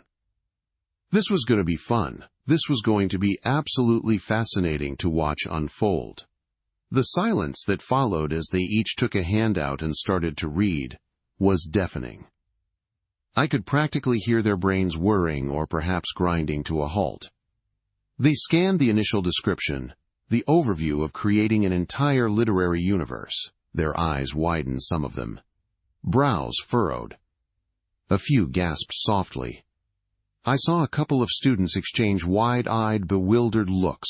The usual casual indifference was slowly being replaced by something else, something much more active. It was a mixture of apprehension and a dawning realization that I wasn't kidding. This wasn't a trick. This was a legitimate assignment, and it sounded absolutely massive. I let them read for a few more minutes, letting the weight of the task settle over them. Then I walked to the front of the room and leaned against my desk. "So," I said, my voice softer, now more conspiratorial, "any initial thoughts?" A hand shot up, belonging to Michael, a student who usually only spoke to challenge me or to point out a grammatical error in a handout. His specialty was finding loopholes. "Mr. Harrison," he began, his voice a little strained. "This sounds like it's going to take months. This is for our final project for this class, right?" I nodded. "Indeed, Michael." "It is. And yes, it will take a significant amount of effort. That's rather the point." Another student, Emily, who was usually quiet and exceptionally good at flying under the radar, spoke up next. "An entire universe?" she asked, her voice barely above a whisper. "Like creating a whole world from scratch?" "Yes, Emily, precisely." I confirmed, my smile widening. "Every detail, every aspect of it will be your creation, from the biggest mountain range to the smallest cultural superstition. It will be a testament to your collective imagination and your ability to work together." And that last part, one knew, would be the real kicker for them. I then went on to explain the team structure, the world builders, the lore masters, the cultural architects, the story weavers, and the critics. As I laid out the interdependencies, the requirement for constant communication and shared documentation, I could see the color drain from some of their faces. The idea of relying so heavily on their classmates, especially these particular classmates, was clearly a terrifying prospect for many of them. They were used to individual achievement, to being graded solely on their own output. The thought of their grade being tied to the success of a complex collaborative ecosystem was clearly an uncomfortable revelation. I watched them shift in their seats, a new kind of energy crackling in the air. It wasn't the usual sleepy apathy anymore. It was a nervous energy, a slightly panicked energy. Good, I thought. This is exactly what I wanted. They were finally feeling something. They were finally being challenged in a way they couldn't simply shrug off. I explained that the timeline would be tight but manageable if they worked efficiently and collaboratively. They would have the entire next month leading up to the final exam period to develop their universe. Regular check-ins with me would be mandatory, not optional. And I would be there not to give them answers, but to guide their process, to ask probing questions, to help them navigate the inevitable creative disagreements and logistical hurdles. This wasn't about me telling them what to do. This was about me setting the stage, and then watching them perform their own intellectual acrobatics. The room was buzzing now, a low murmur of confused and slightly panicked whispers. I could hear snippets of conversation. This is insane. How are we supposed to do this? He's serious. I think he's finally lost it. But amidst the panic, I also detected a faint undercurrent of something else, something that sounded a little bit like awe. And maybe, just maybe, a tiny spark of excitement. I let the murmuring continue for a moment before raising my hand for silence. Listen, I said, my voice firm, but encouraging. I know this seems daunting. It's supposed to. This isn't just about showing me what you know. It's about showing yourselves what you're capable of when you truly push beyond the familiar. It's about creating something entirely new, something that has never existed before. And that, my friends, is one of the most powerful and rewarding things a human being can do. This project is designed to make you think critically, to collaborate effectively, to write creatively, and to analyze deeply. It combines every single skill we've touched on this year and then some. It's your chance to build your own literary legacy, to leave your mark. And I have absolute faith that you can do it, even if you don't quite believe it yourselves yet. That last part one added with a knowing look. I knew they didn't believe it. Not yet, anyway. But I was confident that by the end of this they would. Or at the very least, they would have learned a very valuable lesson about the perils of complacency. The silence that followed my pronouncement was thick, almost palpable. It wasn't the usual post-lecture rustle of notebooks closing or chairs scraping. This was a stunned, collective holding of breath. Their faces, a mixture of bewilderment and a dawning sense of dread, were exactly what I had anticipated. A few mouths hung slightly open. One or two pairs of eyes darted nervously between me and their classmates, as if seeking confirmation that they hadn't misheard. A hand, tentative at first, then gaining a bit more resolve, rose from the back row. It was Liam, usually quiet, a thoughtful but sometimes overly cautious student. Liam asked, his voice a little reedy, what exactly did I mean by literary legacy? He added, was I talking about a book? I smiled. A very good question, Liam, I replied. And yes, in a way, I am talking about a book. Or perhaps a collection of stories. Or a play. Or even an entirely new form of narrative that we haven't even conceived of yet. The point is this. For the remainder of this semester, you will be working in groups. Each group will be tasked with creating a significant piece of original literary work. This work will be entirely your own. Your characters, your settings, your plots, your themes. Everything. You will be building worlds, creating conflicts, exploring human nature. And at the end of it all, we will compile your creations. We will publish them. Not in the traditional sense, perhaps, but we will make them real. A tangible collection of your collective genius. A ripple went through the room. Publish them. That word seemed to hang in the air, sparking a different kind of reaction. The dread began to recede, replaced by a flicker of something new. Intrigue, maybe even a tiny spark of excitement in some corners. But how I heard a voice from the front. That was Chloe, always practical, always. But how I heard a voice from the front. That was Chloe, always practical, always the first to cut through any romanticized notion with a sharp, incisive question. She sat hunched slightly forward, her brow furrowed, a pen poised over her notebook as if ready to jot down the precise specifications for this impossible task. Professor Albright smiled, a slow, knowing smile. It was a smile that suggested he had anticipated this very question, perhaps even welcomed it as a sign of engagement. He leaned back against his desk, crossing his arms, his gaze sweeping across the room, lingering for a moment on each of us, assessing our newfound interest. He explained that the how was the most exciting part. He said that we wouldn't be publishing in the traditional sense, not with printing presses and distribution networks, at least not yet. Instead, he envisioned a digital compilation, a meticulously designed, interactive experience, he called it, an online literary exhibition, perhaps. He spoke of rich media, embedded soundscapes, illustrations, even short animated sequences if any group felt particularly ambitious and had the skills. He described a platform where each work would have its own dedicated space, a portal into the world each group had built. He spoke of a launch event, a public unveiling where we would present our creations to the university community, perhaps even invite local literary figures. The details began to paint a picture, one far grander and more tangible than I had initially imagined. It wasn't just a school assignment anymore. It was an opportunity, a showcase. The pressure of the deadline, which had felt like a suffocating blanket moments before, now transformed into a driving force, a challenge I felt a strange urge to meet head-on. Then came the inevitable question about groups. How would we form them? Would we choose our own? Or would he assign them? A murmur went through the class.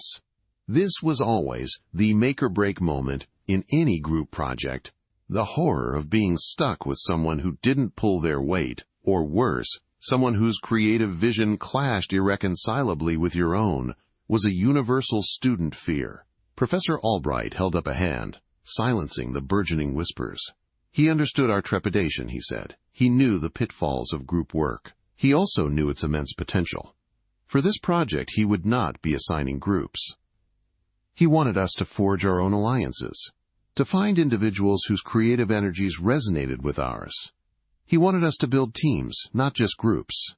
He suggested we take the rest of the class period to mingle, to talk, to discuss ideas, to see who we might want to embark on this journey with. He encouraged us to think about complementary skills. Who was good at world building? Who excelled at character development? Who was a master of dialogue? Who understood narrative structure? Who could bring a unique perspective?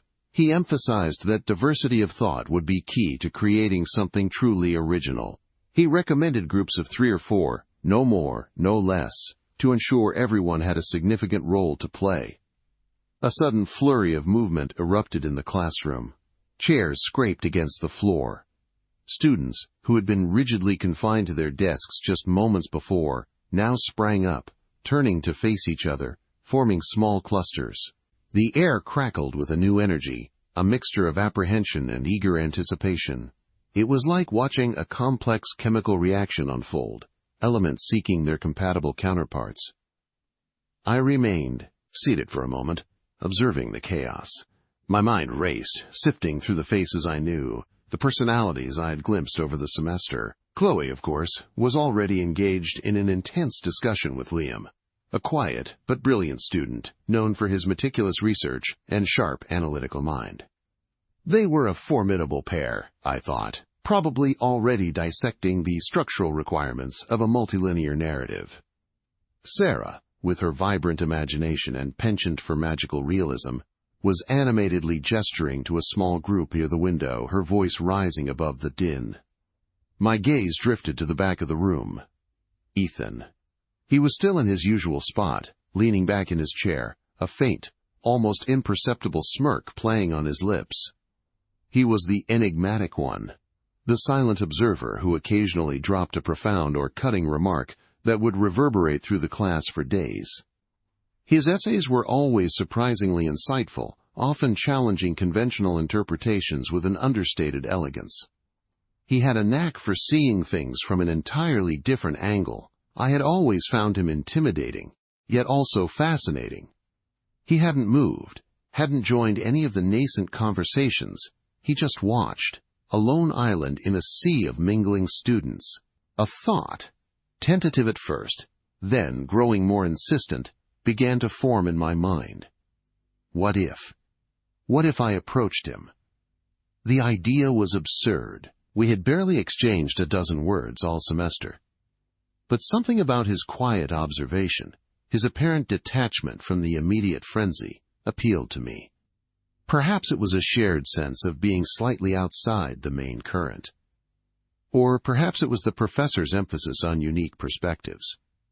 Ethan certainly had one. I took a deep breath, steeling myself.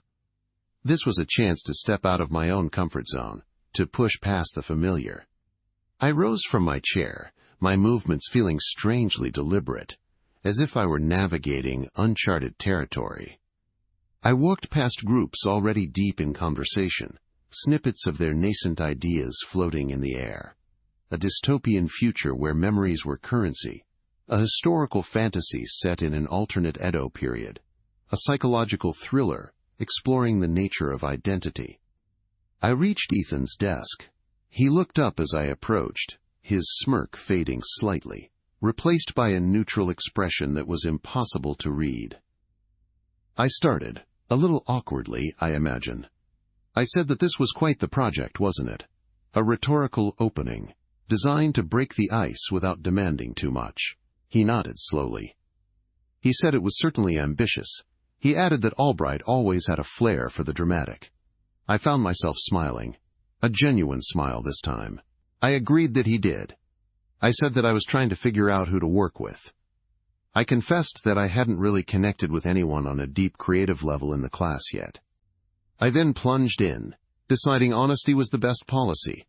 I said that I had noticed his insights in class and his writing, and that I thought he had a really interesting way of looking at things. I asked if he had considered who he might want to team up with. He tilted his head slightly, studying me. His eyes, a surprising shade of hazel, seemed to pierce through my carefully constructed composure. He said no, not really. He admitted he wasn't much of a joiner, but he said that he was intrigued by the idea of an entirely original work. He asked what kind of stories I was drawn to. This was my chance.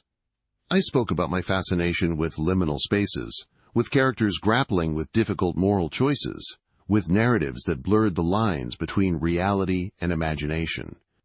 I mentioned my love for psychological depth, for exploring the unspoken anxieties of modern life, but always with a touch of hope, or at least a glimmer of understanding. I found myself speaking more freely than I had anticipated, the words tumbling out, fueled by the unexpected receptiveness in his gaze.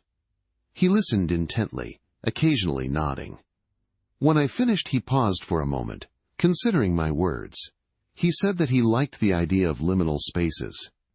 He said he found the concept of thresholds, of being between one state and another, endlessly compelling. He then shared a few of his own nascent ideas. He spoke of characters caught in bureaucratic labyrinths, of small, seemingly insignificant decisions that ripple out into catastrophic consequences, of the quiet desperation found in everyday routines. His ideas were darker, perhaps, more cynical than mine, but there was a shared intellectual curiosity, a common ground in the desire to explore the human condition with nuance. We talked for a good 15 minutes, oblivious to the swirling activity around us. It felt surprisingly natural, a conversation that flowed easily, building on each other's thoughts. We discovered a mutual appreciation for certain authors, a similar dissatisfaction with predictable plot lines. Then, a third voice interjected, bright and enthusiastic. It was Maya. She had been hovering nearby, seemingly in conversation with someone else, but I realized now she had been listening to us. Maya was known for her boundless energy and her vibrant, almost theatrical storytelling. She had a flair for the dramatic, a love for grand gestures and sweeping narratives. She was the antithesis of Ethan's quiet intensity, and perhaps a good foil for my own sometimes overly analytical approach. Maya said she couldn't help but overhear parts of our conversation. She said that she loved the idea of liminal spaces and the quiet desperation. She said that her own mind always gravitated towards the extraordinary, the fantastical, the epic. She asked if we had considered how those two seemingly disparate impulses might merge. She suggested that the most profound liminal spaces often exist at the edge of the known, where reality frays and the impossible begins to bleed through. She proposed a story where ordinary people were thrust into extraordinary circumstances, where the mundane